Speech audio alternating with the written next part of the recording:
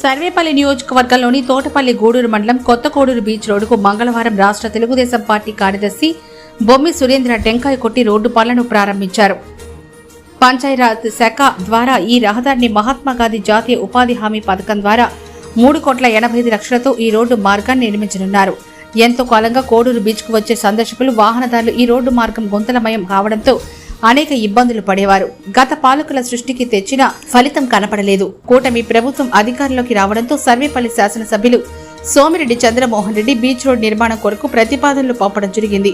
దీంతో అనుమతులు మంజూరయ్యాయి. త్వరలోనే రాష్ట్ర హోం మినిస్టర్ ద్వారా ఈ రోడ్డు పనులు ప్రారంభ శిలాఫలకం వేయనున్నారు. ఈ కార్యక్రమంలో మాజీ నీటి సంఘం అధ్యక్షులు Veeraboina Gangadhar, assistant executive engineer Sudhakar Rao, Telugu Desam party senior నాయకులు మత్స్యకార నేత ఆవుల మునిరత్నం, చింతా సీతారామయ్య, మాజీ ఎంపీటీసీ బైనబోయిన శ్రీనివాసులు, కొమారి శ్రీనివాసులు, పెమ్మారెడ్డి శ్రీనివాసులరెడ్డి, స్థానిక నేతలు, టీడీపీ కార్యకర్తలు, అభిమానులు పాల్గొన్నారు.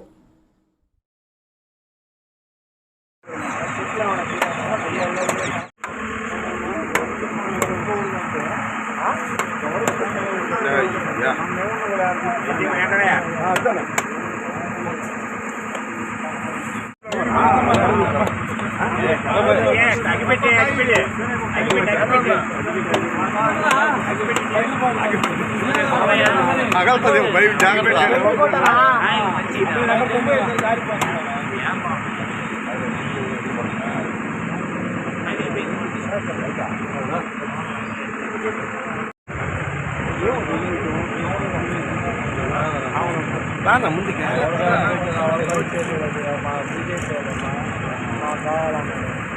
రైట్